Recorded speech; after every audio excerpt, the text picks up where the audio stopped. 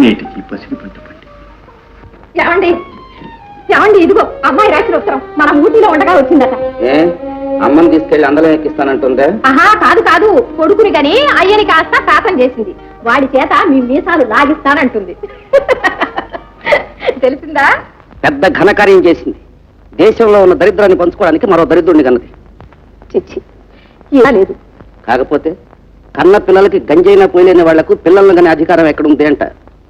ఈ పేదవాళ్ల పిల్లలకంతా పిల్లకింత అని పన్ను విధించాలి. ఆహా, మీ గవర్నమెంట్ వచ్చిన తర్వాత అలాగే చెద్దురు గాని. పదండి, వెళ్ళి మనవణ్ణి చూసేద్దాం. నేను ఆ ఇంటికే ప్రేమన్న తల్లివి, నువ్వే వెళ్ళి ఆ కష్టాలు కన్నీరు కళ్ళారా చూసి మనసారా ఏడ్చిగా. నా మాట వినండి, ఎంత పేదదైనా కన్న బిడ్డ కాదనుకుంటే పోతుందా? అదే మగపిల్లాడైతే ఈ ఆస్తి అంతా దాంది కాదు. ఆస్తి ఐశ్వర్యం కన్నా తల్లిదండ్రుల ప్రేమ కూడా అడ్డం వస్తే ఎలా చెప్పండి? మన పెళ్లి కాకముందు మీకేమంత ఆస్తుంది? ఆ లక్ష్మీపతి గారు దయదలచకపోతే ఈ పాటికి మనం ఎక్కడుండేవాళ్ళం? దండకం ఆపేయి, బయలుదేరు. మరి మీరు రారా? కాకపోతే నువ్వు ఊరుకుంటావా? పద పోదాం.